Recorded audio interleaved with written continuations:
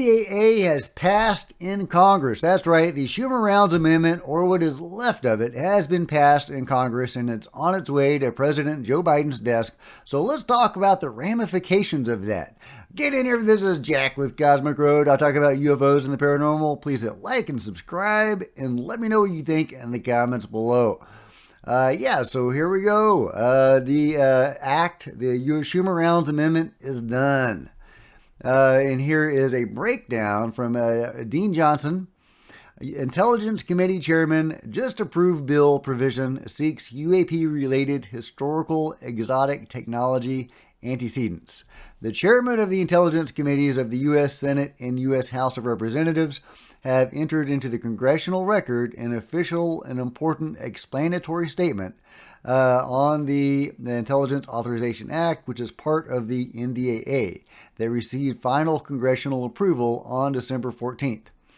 The explanatory statement includes 2 paragraphs expressing the official congressional intent behind Section 7343 of H.R. 2670, a provision to deny funding to restricted access projects under authority of components of the intelligence community dealing with unidentified anomalous phenomena, unless the Director of National Intelligence has provided details to designated members of Congress.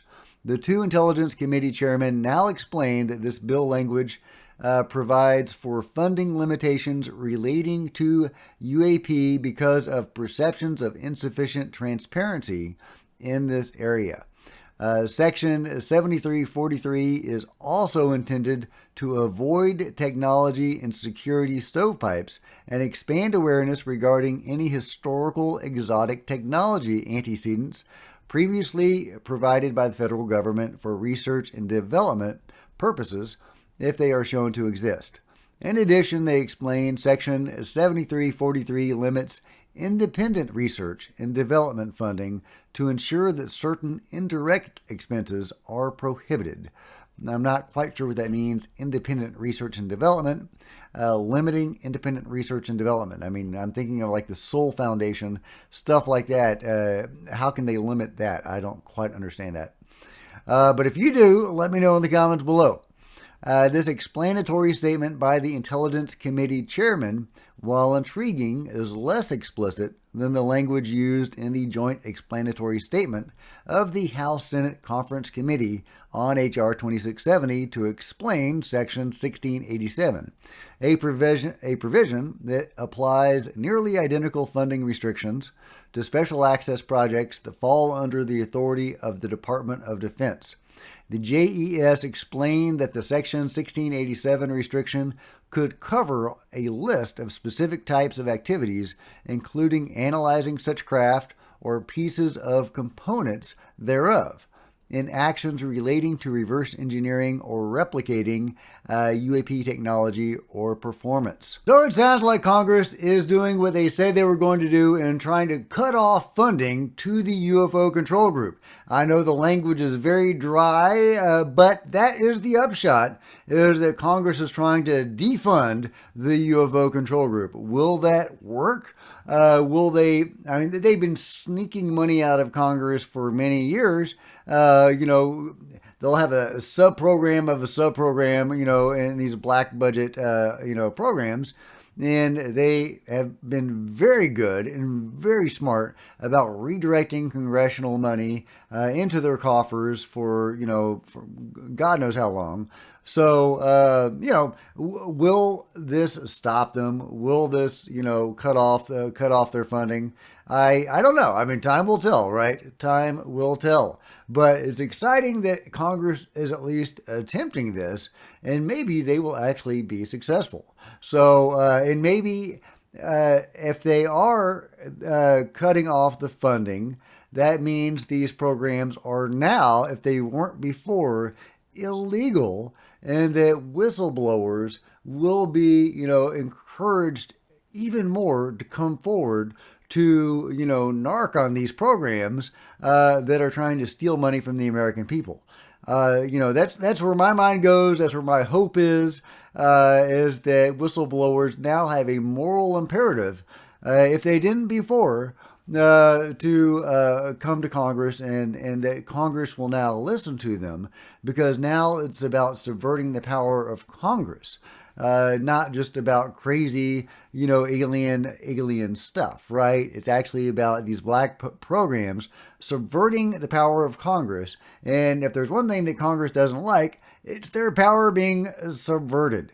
So I'm hoping, will encourage whistleblowers to come forward to narc on these programs. And, I'm using narc, jokingly. Obviously, I love these whistleblowers, but I am hoping that will be an encouragement and an inducement to whistleblowers and to Congress to protect them and encourage these very important people to come forward to reveal the truth of the UFO control group. Now, I'm sure that the UFO control group has other sources of funding. Of course they do. Many aerospace companies are part of the UFO control group.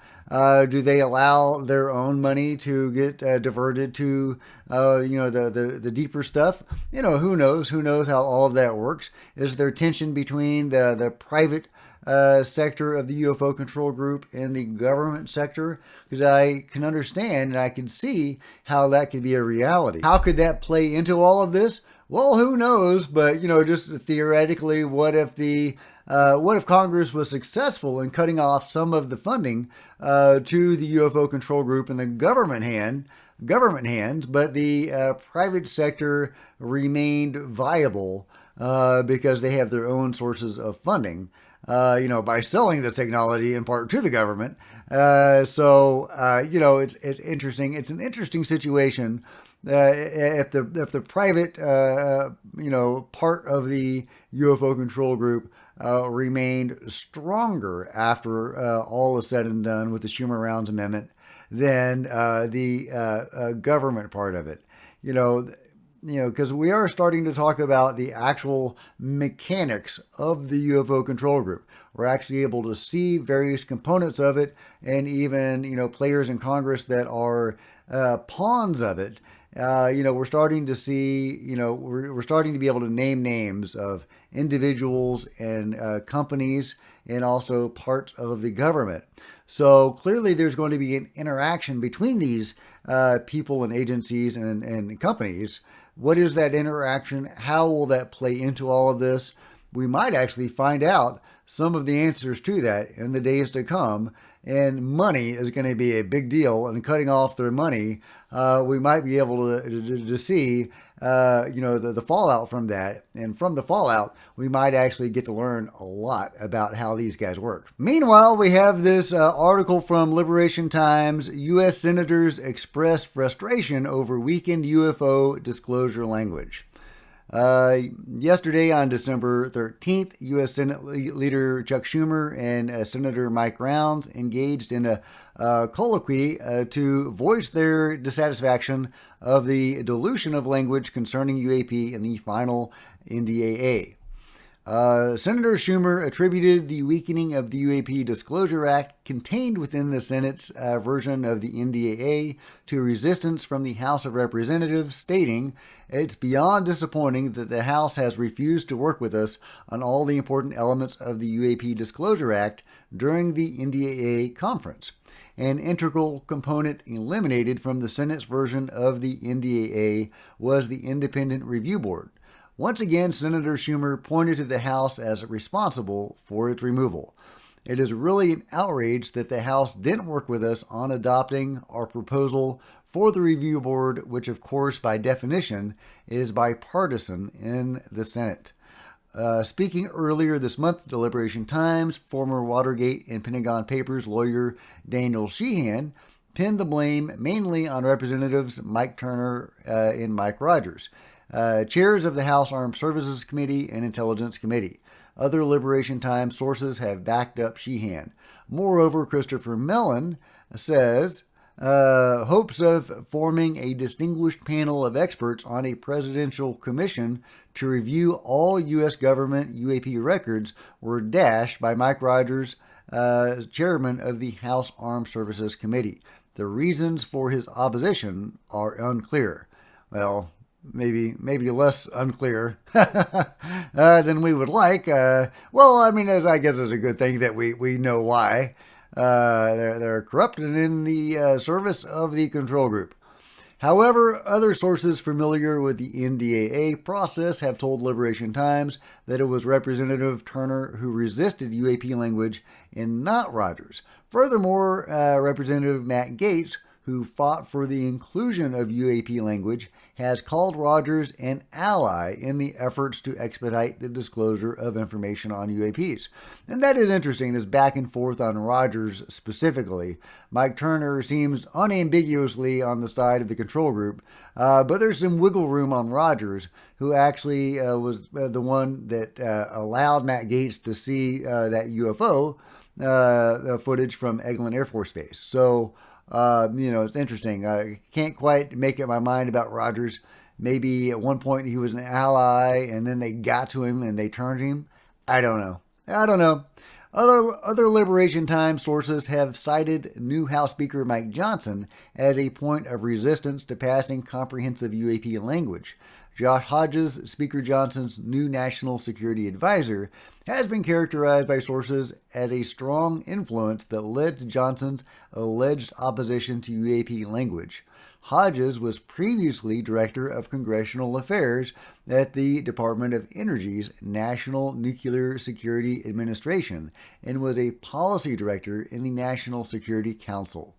Despite repeated attempts, Liberation Times was unable to engage Speaker Johnson's office for comment. Liberation Times sources have also highlighted Senator Intelligence Committee Chairman Mike Warner, stating his lack of public engagement on the NDAA language was noteworthy. Liberation Times has contacted Senator Warner's office for comment on the finalized UAP language, but no response has been received. Okay, I'm not going to read the whole article, but I'll link to it and you can read it at your leisure. I did want to get to this one point. Where does Congress go from here? Commenting on the path ahead and following the removal of key parts of the UAP Disclosure Act, Matthew Pines, a civilian intelligence analyst, provided the following commentary. Schumer-Rounds taking to the floor for such an unusual colloquy was a signal to their colleagues in the Senate and across the Capitol that they aren't satisfied with the compromised, watered-down UAP provisions of the NDAA. They specifically raised the loss of the UAP Records Review Board and the eminent domain provisions as critical transparency and oversight gaps that need to be filled, and enjoined their colleagues to work with them on further investigations and legislation to that effect. There seem to be two broad paths ahead, though these are not necessarily mutually exclusive. First, the Senate could draft and pass a standalone bill. While this seems unlikely at the moment, it's possible they could gather enough bipartisan momentum to push such provisions on their own. Alternatively, they could look to incorporate stronger UAP provisions into another package of legislation up for consideration. The most likely vehicle would be the next NDAA, which would be drafted in each chamber over the spring and summer before going through a similar conference process next November and December. So what do you think, guys? Can we, shake the trees, shake the rafters, get enough public pressure put on these Congress people so that next time in the next NDAA they can pass stronger language? Is that something that's possible now? Now that we've started the process of getting Congress to actually pass legislation about UFO transparency, can we actually engage the public with that information? Can we go to the public and say, hey, the Congress just passed this legislation about UFO transparency. This is real, guys. They're using the words non-human intelligence in actual law. So it's real, and we need to put pressure on Congress now to further transparency. Do you think that is a possibility? I certainly think that that's something that I'm going to be working on. If we can get the public more engaged with this and believing in the reality of the phenomenon, hopefully we can put enough pressure on Congress to exert stronger language next time around. But the article goes on to say there is another path that could be taken, and that's through the White House. The president could establish with the stroke of a pen on an executive order a presidential UAP advisory board and UAP oversight board, modeled after the existing executive-originated President's Intelligence Advisory Board and Intelligence Oversight Board. So that is a really interesting idea, that we could just circumvent Congress entirely and do it all through the executive branch, or have the executive branch, spearhead this effort. And I think that's a really intriguing and possible idea. President Biden has seemingly engaged with the UFO topic. He worked with Chuck Schumer, apparently, or appointed somebody to do that. So that they could create the Schumer-Rounds amendment, or help in its creation. So, and that seems to have occurred during Balloongate, as I've talked about before, when NORAD actually had to scramble fighters to shoot down UFOs, at least one of which seems to have been genuinely anomalous, maybe more. That seems to have gotten the White House's attention, and that's when they, established their own little unit to look into this and to work with, Congress on drafting this legislation. So the White House seems to have engaged with this. So is it possible that we could actually get this executive review board or advisory board? I like that idea. I like that idea a lot. On the other hand, the presidents haven't been very open about this in the past. I kind of think that getting Congress engaged in this is the better approach. Congress is closer to the people, and I think that, that to me, that feels more right. But hey, whatever's going to get us there, right? Whatever is going to get us there. Many people are not going to believe this until the president says it's real. So why not just directly get the executive branch involved? I love it. It's a great idea. But either way, this isn't dead. The Schumer-Rounds amendment is being passed into law right now. Joe Biden will sign it into law at any moment. And it will be a thing, and it will be at least better than it was before, and we will get more out of the government than we were getting before. And hopefully this will just be the door is just beginning to open. Let's put it that way, right? And so this is just a little nudge. There's a crack now, and we just need to toe it wider. We need to nudge that door open a little wider, and maybe every year with every NDAA, we will get it a little wider. And, soon there will be a flood. So mixing metaphors a little bit, but I think you got it. So let me know what you think about the Schumer-Rounds amendment being passed into law. Where do we go from here? What is the best path forward? A grassroots movement to put pressure on Congress, getting the executive branch involved, just doing some CE5 en masse and communicating with the beings and saying, hey, we're ready. Let's do another Phoenix Lights, but this time in the daytime. What do you think should be the next step forward? Let me know in the comments below. And if you've enjoyed this video, please give me a big thumbs up. I sure appreciate it. Smash the subscribe button and the bell to be notified of future videos. You don't want to miss a thing.